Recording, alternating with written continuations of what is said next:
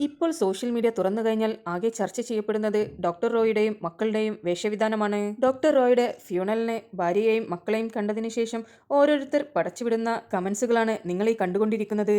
ഇപ്പോഴും സൊസൈറ്റിയിൽ പല ആളുകളും ചിന്തിക്കുന്നത് മരണ വീട്ടിൽ ചിരിക്കാൻ പാടില്ല, സംസാരിക്കാൻ പാടില്ല, നല്ല വസ്ത്രങ്ങൾ ഇടാൻ പാടില്ല, വളരെ മുഷിഞ്ഞ വസ്ത്രങ്ങൾ അണിഞ്ഞ് ഒരു മൂലയിൽ കരഞ്ഞിരിക്കണമെന്നാണ് ഇപ്പോഴും പല ആളുകളും ചിന്തിക്കുന്നത്. നമ്മൾ മലയാളികളാണ് ഇങ്ങനെയെല്ലാം ചിന്തിക്കുന്നത് എന്നാണ് എനിക്ക് തോന്നുന്നത്. നിങ്ങളൊന്ന് തമിഴ്നാട്ടിലേക്കെല്ലാം ഒന്ന് പോയി നോക്കൂ. അവിടെ മരിച്ചു കഴിഞ്ഞാൽ ശവത്തിനാണ് കൂളിംഗ് ഗ്ലാസ് ഇട്ട് കൊടുക്കുന്നത്.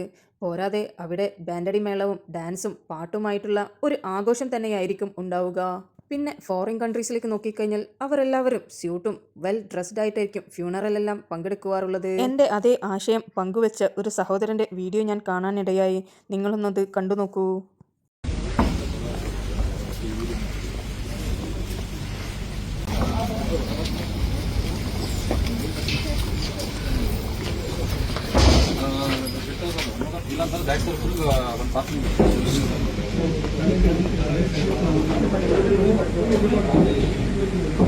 കഴിഞ്ഞ ദിവസം CJ റോയ് സാറെ ഫ്യൂണറലിന് അവരുടെ ഫാമിലി വരുന്നൊരു രംഗമാണ് ഇട്ടത്.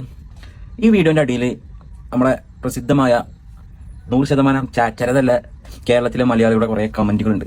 തള്ളക്കും മക്കൾക്കും കല്യാണത്തിന് വന്നതാണോ, കൂളിംഗ് ഗ്ലാസ് ഇട്ടിട്ടാണോ മരണ വീട്ടിൽ വരുന്നത്, മര്യാദയില്ലേ, സംസ്കാരമില്ലേ, ഇവർക്ക് അയാളോട് യാതൊരുവിധ ഇതുമില്ല. ഈ കമന്റ് ഇട്ട ആൾക്കാരോട് എനിക്ക് ചോദിക്കാനുള്ളത്, നിങ്ങൾ ആരെയാണ് ഈ സംസ്കാരം പഠിപ്പിക്കുന്നത്? സ്വയം പൊട്ടക്കണത്തിലെ തവളയാണെന്ന് തെളിയിക്കരുത്.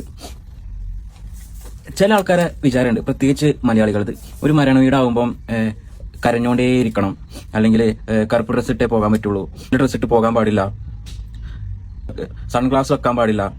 തമിഴ്നാട്ടിലൊക്കെ മരിച്ചാക്കടക്കം സൺഗ്ലാസ് വെച്ച് കൊടുക്കുന്നുണ്ട്. വിചാരം ഈ സൺഗ്ലാസ് എന്ന് പറഞ്ഞാൽ ഫോട്ടോ എടുക്കുമ്പോൾ വെക്കണതും അല്ലെങ്കിൽ കുറച്ച് ഗെമ കാണിക്കുമ്പോൾ വെക്കുമ്പോഴും സ്റ്റൈലിന് വെക്കണതൊക്കെ ഒരു സാധനമാണ് ഈ സൺഗ്ലാസ് എന്നാണ് ഇവരെ വിചാരം. ഈ ഫാമിലി എന്ന് പറഞ്ഞാൽ പല പല ഫോറിൻ കൺട്രീസിലും വിദേശത്തും കാര്യങ്ങളൊക്കെ സെറ്റിൽഡ് ആയി അവിടെ താമസിക്കുന്ന അവിടുത്തെ സംസ്കാരം ഫോളോ ചെയ്യുന്ന ആൾക്കാരാണ് വർഷങ്ങളായിട്ട്, അറിയാലോ.